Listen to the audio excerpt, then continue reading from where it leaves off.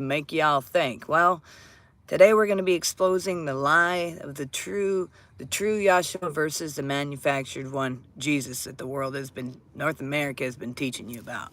So, you know what? For you religious who are not ready, this is not the one for you. You might want to change channels. Why am I talking about this? Because every time I've been talking, I always get someone on there going, Jesus Christ is the only way, my Lord and God and Savior, and so on and so on. So I just wanted to point out some things that is the truth that you guys are missing the boat, and maybe show you some things that we've been lied to, okay? We've been duped. And how do I know this? Well, I'll let you know. I'll let you know why I get to tell the truth, and why we've been taught about a manufactured Jesus, some, over schizophrenic God hanging over us and pointing his finger down at us. Listen, I'm known as a teacher, a healer, and one who has crossed over and seen beyond the veil and returned to speak of it, to speak of this truth, and to have science even back me up, philosophy, and even ancient texts. What I'm about to share may challenge everything you've been taught. But if you listen closely, and not just with your ears, but with your soul, with your heart, soul, and mind, it will awaken something within you, ancient and true.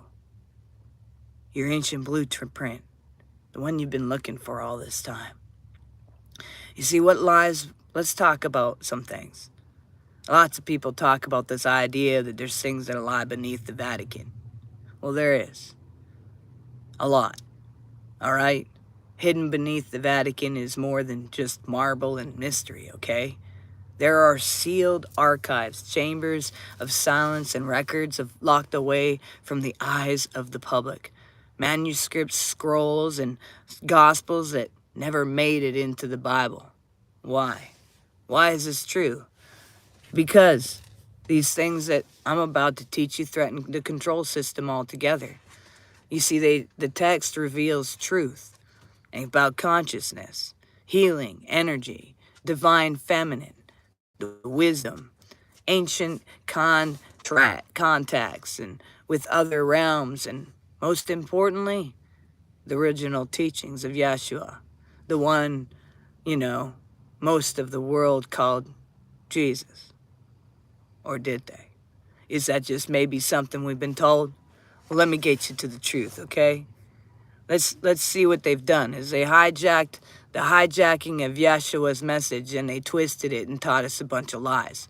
So let's be clear. Yeshua was never wanted and never came here as a religious figure, okay?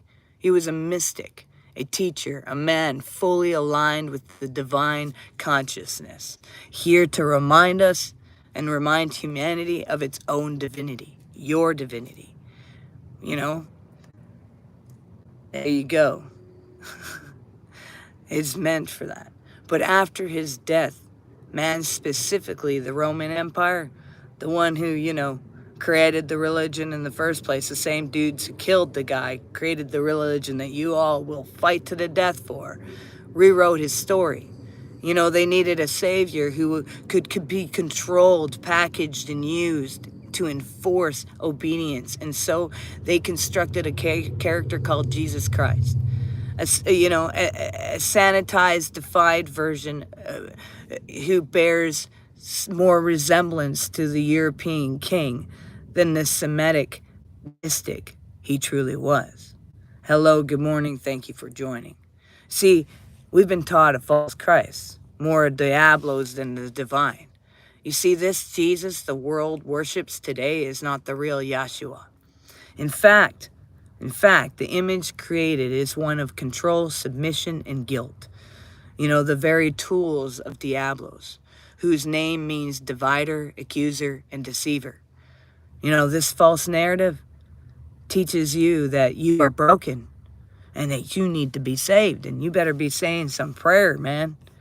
It encourages worship instead of embodiment, strips you from your inner peace, pushes the external God far away, point his finger down at you in the sky rather than the truth, See, God lives within you.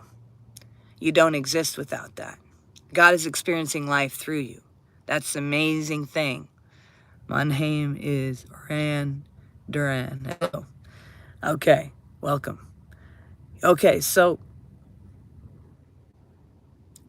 encourages worship instead of embodiment, strips away your inner power, pushes the external God far away, which is not the right thing. And this is spiritual colonization. This is what they use to colonize you guys. The hijacking of your divinity to keep you small, obedient, and dependent, to keep you fighting. You know, the real Yeshua, it's a mirror of the divine, a mirror image of yourself. See, Yeshua never asked for worship. He said the kingdom of God is within you. And he said, you will do even greater things than I. He said, you are God's. And these aren't metaphors. They are instructions, reminders. Good to see you guys. I'll get to your comments in a minute. See, Yeshua came to the show to show us something.